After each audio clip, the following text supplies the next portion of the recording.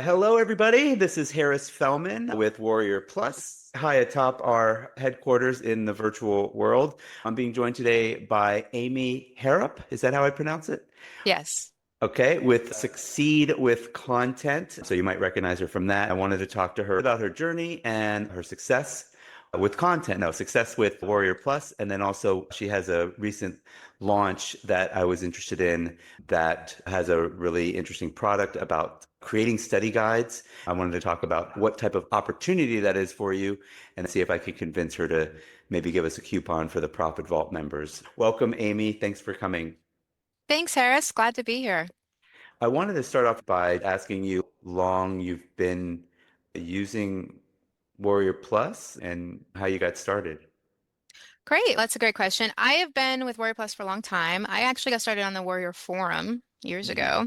Hmm. A lot of people might be more familiar with my name, Amy Harrop. I did rebrand my business to Succeed with Content a couple years ago, but it's been slow going. And I know sometimes people still are trying to get me associated with the Succeed with Content name. So if people are just familiar more with Amy Harrop, that's fine too. But yeah, I started getting involved on the Warrior Forum about 2011, I think. And I did start out just going on there a lot and then getting specific products and things like that. Decided that I also had something to offer in terms of helping people because when I put together my first product, it was when Amazon had recently launched the Kindle and people were now able to publish directly to Amazon KDP Publishing. It used to be that if you did want to publish, you had for the most part had to go through an agent and it was just there was a lot of Hmm. gatekeepers involved unless you went to a Right. vanity press, but that allowed anybody to publish. My first product was Kickstart Kindle Promotion, and it was all about promoting your book for free. I got involved with some great vendors. You might remember some old school people like Sam England and Bill Uh-huh. Platt. Okay. They worked with me in some of my earlier products. Debbie Drummer and I partnered Hmm. together for a number of years and then went our separate ways with our products and our creations.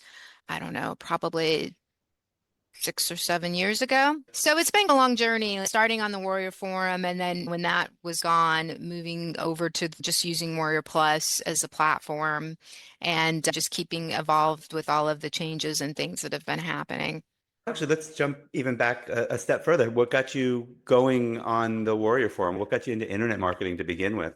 I have a diverse background. I have a degree in film and I worked in the film industry. I also did work with education. I'm a former literature teacher and I have a lot of sales experience. And at the time, I had made the jump from working for a business to being self-employed. I was actually a book dealer and I was selling books on Amazon. I lived in Hmm. Southern California at the time, which is a Where? great place for books because you can get a lot of great books. There's a lot of estate sales. You can pick up a lot of collectible items. Hmm. Where I live now, in Northern Idaho, I would not have wanted to continue with that because there's not the level of being Yeah. able to get those types of great books. But it was fun because I'm a big book lover, a big reader.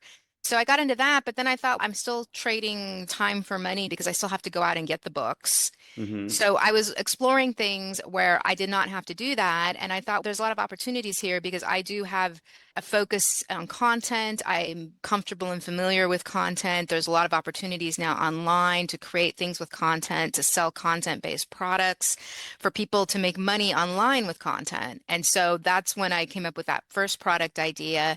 And then I just continued to shift working with other people, mentors, and started building my business. So, yeah, you saw the light early because you were involved in book publishing to a large degree. And then you're like, oh, wow, the game is changing. Amazon's changing the game. How can I help people benefit from that? I was already involved and surrounded by books and selling on Amazon, doing the e-commerce books, still going strong on Amazon. There's still lots of booksellers on there. It just made me look at what else was available. And with my own writing and teaching background, I thought that was just a good pivot. Yeah. Do you write books yourself? Just I like, do. I have some books on Amazon as well. It's trying to make time for everything, but I do some writing as well for sure. I enjoy okay. it. I only read nonfiction, self-help, and stuff like that. That was 12, 13 years ago now, 14 years ago, something like that. Have you pretty much from a publishing standpoint, I presume you've published some of your own things on Amazon. The way my business is set up is a couple of things. I've pivoted. I don't focus quite so much now on book publishing. After that, and the market got busy. I still come back to that. And I actually have a new product coming out this spring focusing on publishing with popular public domain characters. So it's more of a fiction thing with AI technology. But I pivoted to helping people do digital products and low content products on Etsy and Amazon. And I was actually, without tooting my own horn, I was one of the first sellers who really got involved and started with a low content product training. Now it's a very big niche. There's a lot of sellers who offer that type of content. So And what is low content? What does that things mean? like journals and planners and templates Mhm. and things like that. You can now create a lot of these very quickly and easily with tools like Canva. A lot of people sell them where people can rebrand and sell them themselves, or they do the training. And I was one of the actually very first people who came out with some training about this, I don't know, probably around 2016 or 17. Hmm. And but then the last couple years now, the last year or two, I've been getting more involved with AI technology and tools. As far as where my products live, what I currently have set up is I use Warrior Plus for sort of my new product releases and launches, and then my stuff lives on there. But for some of my evergreen stuff that's just going to my list only, I also use Thrivecart because I picked Sure. that up when there was just a one-time fee. So pretty much Sure. now everything's on Warrior Plus and on Thrivecart. So What is your primary, like, how have you been so successful sticking to it all these years? How many new products and offers do you release? Is it once a year? Is it once a quarter? Is that part of what keeps you successful? And then do you have any sort of back end coaching? Is your audience mostly writers or authors, or do you have a broader audience? And then is there a subcategory of affiliates that do well? This is why I'm interviewing you. We're really trying to highlight vendors that have products that are more real, not so pie in the sky. So a lot of my target audience over the years has been people who are older or my age or older. I'm a Gen X, so people that age and older who are interested in making money online. They might be retired. So that tends to have been a lot of my audience. Those type of people who want to pick up extra money. They're not necessarily looking to build a full-on business. And in terms of how I've developed this business, I've also developed it over the years to also be a bit more of a lifestyle business for me. As I'm not somebody who's like, oh, I'm going to grind out 18 hours a day. I have processes and team members, and I try to enjoy what I'm doing. I just do the things mostly that I enjoy. Part of the reason I've been successful is having a varied background coming into this. I've been more of a stickler for quality and making sure that things make sense, that people are able to follow what I'm sharing, and it's not just a bunch of random stuff thrown together. And Hmm. I've also tried to make it too where there is this excitement with leveraging technologies and tools. This type of stuff used to be available only for big businesses and people maybe who had a lot of resources, but now the everyday person can create and do a lot of different things. That's exciting. I try to bring that to my audience, but I think it's important to make it relatable in the sense that people can understand and follow and get started. And that is something I try to focus on. So I do definitely, a lot of my product titles have the word easy in them, and I try to make things easy for people. And sometimes there are people who say, this is a little bit too complicated for me because my audience, like I said, a lot of them are older people and their levels of technological skill can vary. But I really do try to do my best to give people step-by-step instructions or enough tools and resources so they can do it themselves. Yeah. In addition to that, I think I also just try to make things unique or find things in the marketplace. You do go on to Warrior Plus or JVZoo or some of these marketplaces, and there's a lot of copycat stuff out there. Do we Yeah. really need another video editor or there's a lot of stuff that I'm not that excited about. And Sure. I'm always looking for things that will help people capitalize on things that are already out there or specific trends in the marketplace and things along those lines. I think it's good that you and others are more focused on how can I help the person that's buying from me make a few dollars. And I'm also Gen X. I feel like some people my age are just totally clueless when it comes to technology. And then some of them, like me, were like, I was an early adopter of personal computers. So I'm a lot more comfortable. But even for me, it's starting to get away from me. Luckily, I don't feel like I've missed the wave of AI. I started learning it pretty early on. But your recent launch, the Study Guide Creation Tool, does leverage AI, right? What I've been involved with the last year or so is creating simple, easier to use tools that people can use to create this type of content that sells or to help them. I have other tools. For example, I have another one that helps people create card deck content because card decks are very popular, both digital and physical. The study guide Mm. one came about because I was doing some research with my education background. I know that study guides are very popular. What's great about study guides is it's such a monster niche because you have people looking for certification study guides like ham radio certification or vet tech certitech. You have things where people are doing academic like LSAT. You have Bible study guides for Bible study. So there's this huge gamut of things that people are looking for to help them study and prepare on a huge variety of topics. Things that they can move their career forward to things that are a hobby to things that are just like a personal study.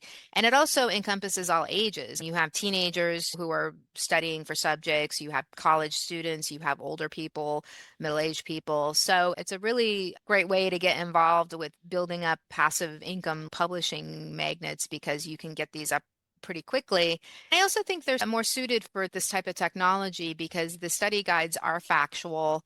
I do go into how to fact check it, but it is something where you can gather and collate information and have it structured where it's pleasing, but you don't have to go out and do a lot of the writing or research yourself. You can have it bring everything to you and put it together pretty quickly. So what's the opportunity though? Who's a good potential audience that would buy and take advantage? How do they make money with it? The audience for these is massive. The easiest place to get started is publishing them as uh, digital or physical books on Amazon. And again, I go with that in the training. It makes it it's very easy to do.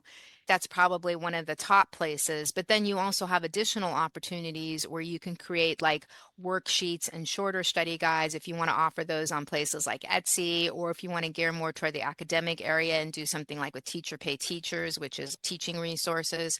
I think people want to get started. I include the 20 top niches for study guides so they could pick one, or if they have an area that they're interested in, they could use that one. And then you just follow along. You use the tool I've given with people, the bot tool, put your keyword in, it'll build out your study guide. You can add more information if you want. And then you can go through a tool like Kindle Crate, which is free software from Amazon, and it'll put it into a book for you and you can upload it to KDP. And the market there, especially if you're focusing on more of these in-demand niches, is really big. For example, on the sales page demo video, one is like the US citizenship test. The study guide for Mm. that, people need to pass the citizenship test. So you can create a study guide on those. I can't really zero in specifically on a specific market because there are so many, but it's for people who can see the opportunities with publishing and who can get these up. You could actually put together and get up a new study guide if you wanted to, like every week, and then you can do variations. You could do something geared more for teenagers or more for college students. There's a lot of opportunities there with that. So you create a study guide, you put it up on Amazon, on KDP, you show them how to do that. And the free software Amazon gives you is very easy because once you do the digital version, to do a print version, you just have to upload your new cover image for the print, but they keep your file and then they're like, okay, here's your digital, let's do your print. And that again is a lot easier than it used to be, like when they had Create Space where you had to do like a whole print thing. This is just Uh-huh. more like you can use the same exact file. So, They you print can, it on demand and send it yeah. out. So I upload something. How do people find it? A lot of what they're going to be looking for already is the title and the subject matter. And Right. because I've done the research and I show you what are some of the top niches, you can just get started with some of those ones. And these niches have a high demand and lower competition. So your study guide's going to stand out. And that's another good thing too, is you don't have to really go and troll like for reviews and stuff like that, because these are the types of niches where there is a demand there and they don't necessarily have enough material. So you don't have to worry so much about your content getting lost out there on Amazon. I've been doing the internet marketing thing, and I come from like that email list building mentality. If I'm selling something on Amazon, I don't have an easy way to make a relationship with that customer and sell them something else. Is that right? Or Well, Am I wrong? there's ways you can do that. I will say that I don't focus a ton on email list building because I found that the people who want to get started with this often don't want to spend a lot of time on email list building. But you certainly can. I don't know about you, but I've been learning French because I'm going to France in a couple weeks. I Okay. took French in high school, but I'm learning. I got a physical workbook from Amazon and it gave me a bunch of free stuff, but I had to go and sign up to their list to get it. So it Right, had right. more free stuff. Study guide does lend itself to that. If people did want to build a list, you offer something in the back of your book, not so they can just see the preview online, but in the book if they get it, and then say you can have more stuff here. Maybe you're going to give them cheat sheets or additional things, and people can sign up and access that, like a little portal if you want to build something out or just a PDF. There's something nice about the simplicity of not having to do all that, though. Okay, I'm going to put up a study guide every week, and some of them are going to sell 1 unit a week, and some of them are going to sell 10 units a week, maybe, or a month, or whatever. And then you're planting a bunch of seeds, and some of them will grow and some of them won't. It can be a nice little business. You mentioned that you also teach how to make card decks. So I presume it's not a deck of cards, but you're talking about like flashcards or spiritual cards. I have several products with card decks because that is a very popular topic. But yes, I do mention it with the study guide. You could certainly do flashcards. That's one of the most popular subsets of cards is like flashcards and study cards. But yeah, people can do what are commonly called oracle cards. I have another tool in training that will build out your deck for you and give you prompts to get the images done. You can take the same concept and bring that over to the study guide niche as well and create these types of cards. And I think with the cards, it's easier to get started on Etsy. You can do digital, which people will print themselves. You just use a card template. They're on Canva. In that training, I include some templates. Or you can use print on demand companies where, and again, I go over them. One I actually really a lot is makeplayingcards.com, even though it has playing cards, they do all kinds of decks. And it's very easy because they have a drag and drop. You just upload your card image yeah, and they will actually drop ship to your customers. I don't recommend that with Amazon. Amazon with that is better to send in the cards like to their FBA. So it's better with cards to probably get yeah. started on Etsy or something similar and then move over there once you have a seller. There's a lot of opportunities with cards as well, I think. It's interesting that you mentioned make playing cards because I use them. I do Magic. They're a really great company to work with. Yeah, That's they cool. seem great. The little bit I've worked with them, and I've been recommending them for years. That's great you do magic. I'm a fan of magic. So that's it. I think that gives us a pretty good idea of what they can expect from it. So I was asking you earlier, really just trying to look at the business in general. It seems like you create a lot of front end how-to products. Do you have any sort of coaching group or anything like that? I do have a monthly membership called Popular Printables, which is very cost effective. You get a hot trending niche each month with some templates and a little report. I do offer coaching. It's on my site, Succeed with Content. It's not inexpensive because I do have a lifestyle business and I don't focus on coaching, but I do coach. I average occasional clients. I have a lot of people who are, then they'll go out and buy more of my products over and over again. So that tends to be more, I guess you could say my business model is I do have some back end things in place, but I do tend to try to offer lower cost products. And then there's the funnels and things like that. So people can get going because the niches I'm getting in are a little bit specific. So I found that sometimes it's better to offer smaller products in those more specific niches so people can pick up what their interest level is. And I have to say that's something I've actually learned over the years. And I still fight with myself this tendency to have these massively large products and really have to try to narrow it down so it's helpful for people. And then I don't have to feel like I have to charge an arm and a leg either. What I really like about your stuff is there's a simplicity to it. Like I said, I have shiny object syndrome just like everybody. It's just here, create this one thing, put it up there, and let Amazon do the work of presenting it to people, and you'll make some sales. Just having more of that, whether it's with the card decks or study guides, or I guess you mentioned that you have popular printables. So that's not only study guides or card decks. It's geared more toward printables that have templates that you can sell on Etsy. Things like I got you. tracker games, like baby shower games, things like that, where I give people the template, they can customize it in Canva. Canva's great because you can share links to their templates so people can just go in and customize it and then they can resell that themselves once it's been customized on Etsy. And that's something actually a lot of people are doing. And I have a product that came out before this one in December called Canva Cash Flow I where I gotcha. talk about the opportunity because a lot of businesses are you looking for things like invoice templates and social media templates, and they don't want to reinvent the wheel. There's a big opportunity to sell them templates that you don't have to create from scratch. You can just modify in Canva. Template. There's kind of two levels here. When I give people a template they can customize, they do open it in Canva. Most of the templates I give people, other than in that Canva cash flow course, in the popular printables, when they customize it, they're selling it for personal use only. They're downloading it as a PDF and then selling it as a PDF. Selling Canva templates themselves has become very big and popular. That's what that particular course is about. When they're selling it to people, they can tell people, here's a link to your social media stuff.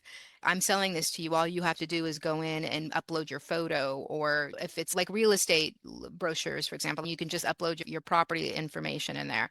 There's the two levels where you get the personal use, which is usually something like a PDF, or where you sell it where people can change and edit it, and then they get that actual Canva link as well. So what That's kind, like what level opportunity is this for people? I know we ended up starting with the study guides, but I'm very interested in the the printable. So Canva. I want to make sure that you give me a link to put underneath this video, just maybe cataloging the various things that we've talked about. I know we talked earlier about doing the study guide because that was your most recent one, but I'm a traffic person. And I always say the easiest way to get traffic is to just go where the traffic is. So Amazon is one of the most trafficked places. Etsy is one of the most trafficked places. The most people are on those platforms already. Is this $100 a week opportunity? Is there people that build it up and can do 1,000 a week with multiple printables on Etsy or multiple study guides on Amazon? Or is it people making 10, $15 a week? What's the actual kind of opportunity for somebody that's willing to put the work in? I think with publishing content to Amazon, it's slow and steady until you start getting a large enough number to leverage. There are people who may be making thousands. When I use keyword research software, for example, like Publishing Rocket, you will see specific books are making thousands a month. Not all the books, but the study guide niche is a very strong one, and there's books that are making 1,000, 2,000, 3,000, and more a month. I think if you're looking more at having more cash flow quickly, selling templates to businesses like Canva templates to small businesses or people who are doing like businesses like real estate agents and things like that, and people who want social media presences. I think that's a very good opportunity to quickly scale that up to a lot more pretty quickly. Same with printables. I think with printables, you can also do quite well, but you do again need to have kind of a lot of different printables and start building out your store and things like that. So I think they're all good. It depends what you want to do, but I think anybody who's been in business knows that if you really want to make more money quickly, you go to people who are looking to spend more money. That usually is small business or business owners as opposed to a mom who wants a habit tracker worksheet or something. You're going to get maybe a buck or two from her and get her on their email list and sell more stuff. But the people who are really looking to, hey, I need to launch my new business online, or I need to do this and I need these graphics, but I'm not a graphic designer and I don't want to pay somebody directly. Like those are the people where if you really want to make more money, you can target more of those people. And I think that's perfect for the Canva template type thing as well. Cool. What I really like about all of this is that you've mentioned a lot of different niches within the printables or the study guide concept. People come to the plate feeling like, oh, I don't know what niche I should pick. It should be something that you know about or enjoy, and also that there's a market for it. I really like that it's so broad and it's just a different way of delivering to what someone's passion might be or someone's interest. Maybe interest is a better word than passion. It's interesting that my passion is magic, and there was a little bit of a crossover. That's the one thing I say even with the Profit Vault is there's thousands of ways to make money online. I like that this enables people to bring their previous knowledge to the plate and customize, and whatever there's an artistic and creative side of it as well, which is really great. Yeah. I hope some people have gotten some out of this. What is there anything else that you'd want to say to somebody that's thinking about getting started? I would say start with an interest and try not to get too overwhelmed. It's better to have small, consistent actions every day or two or three times a week than I'm going to spend 5 hours on this and then I'm going to get burnt out and not look at it for 3 more months or whatever. So I would just say people who are wanting to jump in, find something that interests you and start working on it, bite size it out, chunk it out a little bit at a time. Don't get overwhelmed. And by making those sort of small, consistent actions, you'll be seeing some progress. That's great advice for everybody. I did have a question that I asked earlier in my barrage of 27 questions at once.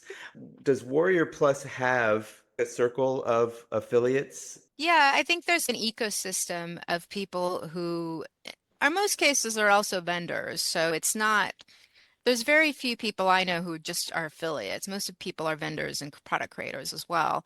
And yeah, there's a lot of great ones who focus either on printables or low content, or people now getting more into some of the AI stuff. There's a lot of great people. And there are, like you said, there's a lot of people out there, and there are sometimes different groups where some people will do other things. I've been pivoting a little bit more out of just the specific printables niche and more into content and AI building tools. So I've been attracting some new affiliates from that.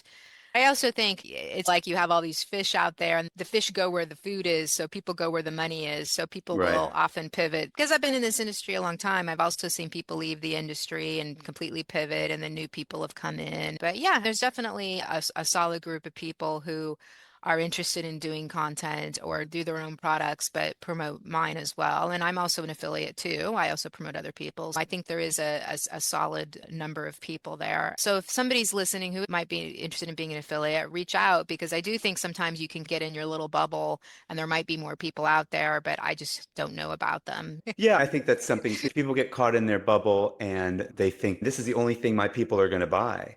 And then they Yeah. find out that there's a whole bunch of people that were waiting for this more simple way instead of having to, like we were talking earlier about having to set up a list and a this and a that. Just go put some products on Etsy or go put some products on KDP or what have you. And I also think it comes back down to really having good offers, because you want to rise above and have something that stands out and compels people to see how it can help them and that they want to get it. So Yeah. I think the same old stuff just doesn't quite work anymore. I think we should wrap it up. I really appreciate your time. I hope people get some good value out of this. I hope they can see that this is an opportunity to do something completely different than what they might have been thinking about. That's really what this is all about, is about finding what works for you. So what we'll do is we'll put a link to the study guide creation tool with a coupon link, a $10 off link. And then we'll also, all the other stuff that we talked about as well. I'll put up a link to your vendor page that will show all the products you have that are currently available.